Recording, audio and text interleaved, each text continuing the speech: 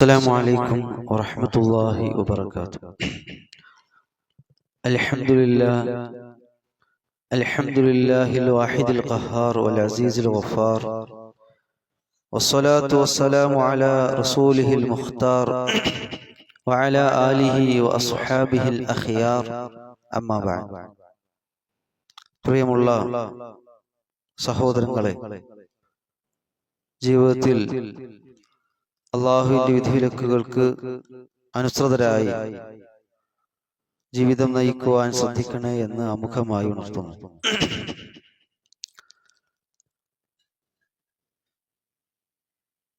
നമ്മുടെ വീടുകളിലൊക്കെ പലപ്പോഴും ഇന്ന് നാം ആഗ്രഹിക്കുന്ന രൂപത്തിലുള്ള സമാധാനമോ സ്വസ്ഥതയോ അല്ലെങ്കിൽ ഖൈറായ നിലക്കുള്ള അതുപോലെ തന്നെ റഹ്മത്താകുന്ന പല കാര്യങ്ങളും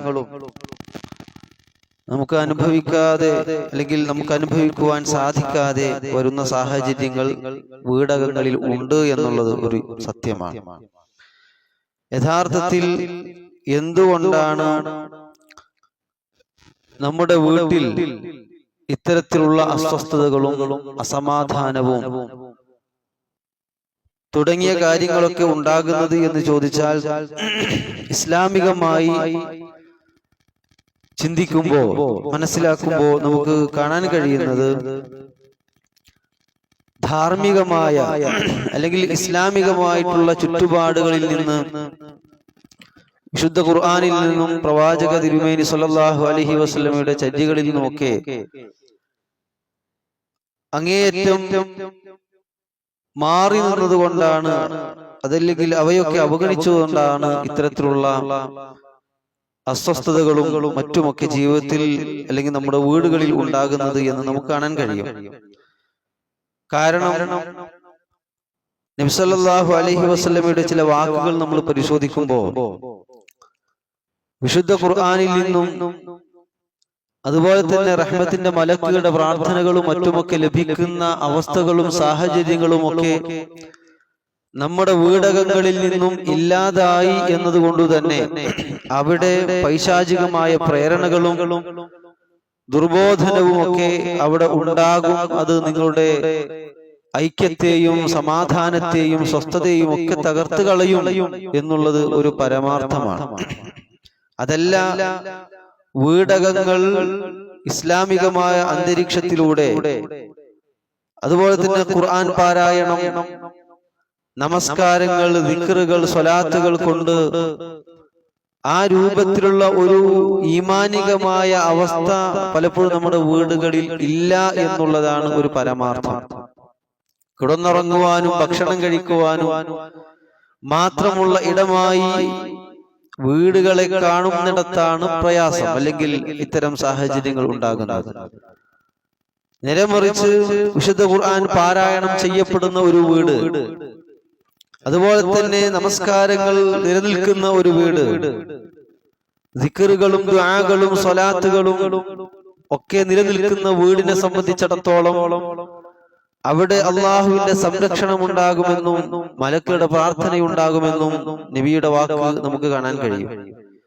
അതുകൊണ്ടാണ് ഇബ്നു ഉമർ റളിയല്ലാഹു അൻഹുമയിൽ നിന്ന് റിപ്പോർട്ട് ചെയ്യുന്ന ഒരു ഹദീസ്, അനി നബി സല്ലല്ലാഹു അലൈഹി വസല്ലം ഖാൽ, നബി സല്ലല്ലാഹു അലൈഹി വസല്ലം പറഞ്ഞു, ഇജ്അലൂ ഫീ ബുയൂതികും മിൻ സ്വലാത്തികും വലാ തത്തഖിദൂഹാ ഖുബൂറാ. എന്താ നബി തങ്ങൾ പറഞ്ഞത്? ഇജ്അലൂ ഫീ ബുയൂതികും മിൻ സ്വലാത്തികും, നിങ്ങളുടെ വീടുകളിൽ നമസ്കാരങ്ങളെ നിങ്ങൾ അവിടെ പ്രതിഷ്ഠിക്കണം, അല്ലെങ്കിൽ നമസ്കാരങ്ങൾ പിന്നെ അവിടെ നടക്കണം. അതുപോലെ തന്നെ വലാ തത്തഖിദൂഹാ ഖുബൂറാ, ഒരിക്കലും നിങ്ങളുടെ വീടുകളെ ഖബറുകളാക്കി മാറ്റാൻ പാടില്ല, ശ്മശാന സമാനമാക്കി നിങ്ങൾ മാറ്റരുത്. ഓത്തൊന്നുമില്ലാത്ത, നിസ്കാരമൊന്നുമില്ലാത്ത വീടാക്കി നിങ്ങൾ അതിനെ മാറ്റരുത് എന്ന്. ഈ നിസ്കാരം എന്ന് പറയുന്നത് ഫർദ് നമസ്കാരമാണോ? അല്ല. മിസ്ല അൽ-ദുഹാ, ദുഹാ നിസ്കാരം പോലെ, ഖിയാമുൽ ലൈൽ പോലെ, തഹജ്ജുദ് പോലെ മറ്റു സുന്നത്ത് നമസ്കാരങ്ങൾ പോലെയുള്ള നമസ്കാരങ്ങൾ കൊണ്ട് നിങ്ങളുടെ വീടുകളെ നിങ്ങൾ ധന്യമാക്കണം എന്നാണ് നബി സല്ലല്ലാഹു അലൈഹി വസല്ലം പറഞ്ഞിട്ടുള്ളത്. അത് റവാത്തിബ് സുന്നത്തുകൾ പോലും അതിൽ ഉൾപ്പെടും. നമ്മുടെ വീടുകളിൽ വെച്ച് നമ്മൾ ഫർദ് നമസ്കാരങ്ങൾക്ക് പുറമെ നിർവഹിച്ചു കൊണ്ടിരിക്കുന്ന സുന്നത്തായ റവാത്തിബ് സുന്നത്തുകൾ പോലും അത് വീടുകളിൽ വെച്ച് നിർവഹിക്കൽ അഫ്ളലാണ് എന്ന രൂപത്തിലാണ് നമുക്ക് കാണാൻ കഴിയുന്നത്. സയ്യിദ് ഇബ്നു സാബിത്ത് റളിയല്ലാഹു അൻഹുവിൽ നിന്നും ഉദ്ധരിക്കുന്ന ഹദീസ് അന്ന നബി സല്ലല്ലാഹു അലൈഹി വസല്ലം ഖാല, നബി തങ്ങൾ പറഞ്ഞു, ഫഇന്ന അഫ്ളലസ് സ്വലാത്തി, നിസ്കാരങ്ങളുടെ കൂട്ടത്തിൽ ഏറ്റവും അഫ്ളലായ ശ്രേഷ്ഠകരമായ നിസ്കാരം സ്വലാത്തുൽ മർഇ ഫീ ബൈതിഹി, ഒരാൾ തന്റെ വീട്ടിൽ വെച്ച് നിസ്കരിക്കലാണ്.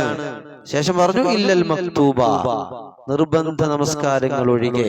അപ്പൊ നിർബന്ധ നമസ്കാരങ്ങൾ ഒഴികെയുള്ള നമസ്കാരങ്ങൾ വീടുകളിൽ വെച്ച് നിർവഹിക്കൽ അത്യുത്തമമാണ് എന്ന് നബി സല്ലല്ലാഹു അലൈഹി വസല്ലം പറഞ്ഞതിന്റെ താല്പര്യം, നിങ്ങളുടെ വീടുകളിൽ റഹ്മത്ത് ഉണ്ടാവണം, ബറക്കത്ത് ലഭിക്കണോ, അവിടെ നിങ്ങൾ ഈ രൂപത്തിൽ ഖബറുകൾക്ക് തുല്യമാവാത്ത എന്ന് പറഞ്ഞാൽ മൂകത നിറയുന്ന വീടല്ല ആവശ്യം.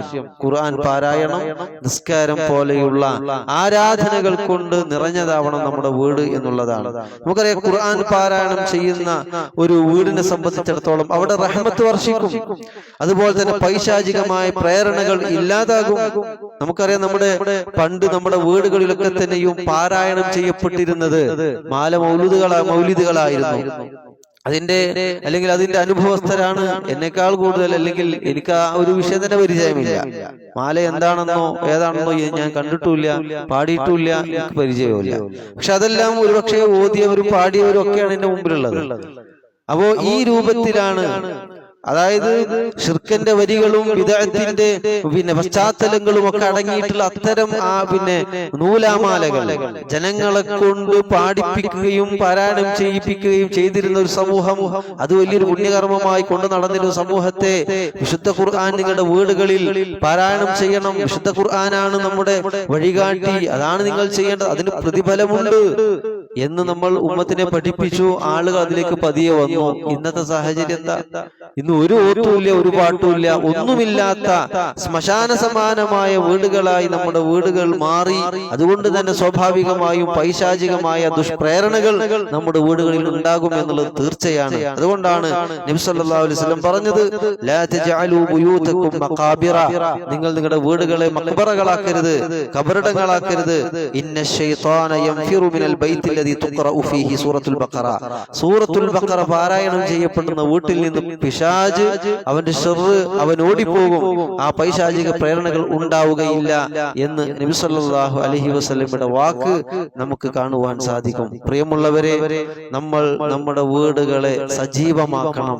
നിസ്കാരങ്ങൾ കൊണ്ടും സുന്നത്തായ നിസ്കാരങ്ങൾ കൊണ്ട്, ഖുർആൻ പാരായണങ്ങൾ കൊണ്ട്, അതുപോലെ തന്നെ ദിക്റും ദുആകളും ഒക്കെ അധികരിപ്പിച്ചുകൊണ്ട് വീടിനെ നമ്മൾ ഖൈറും ബറക്കത്തുമുള്ള ഇടമാക്കി മാറ്റുവാൻ നമ്മൾ ശ്രദ്ധിക്കുക. അല്ലാഹു സുബ്ഹാനഹു വ തആല യഥാർത്ഥ വിശ്വാസികളിൽ നമ്മേവരെയും ഉൾപ്പെടുത്തി അനുഗ്രഹിക്കുമാറാവട്ടെ. റബ്ബനാ തഖബ്ബൽ മിന്നാ ഇന്നക അൻതസ് സമീഉൽ അലീം വതുബ് അലൈനാ ഇന്നക അൻതത് തവ്വാബുർ റഹീം വആഖിറു ദഅവാനാ അൽഹംദുലില്ലാഹി റബ്ബിൽ ആലമീൻ. അസ്സലാമു അലൈക്കും വറഹ്മത്തുള്ളാഹി വബറകാതുഹു.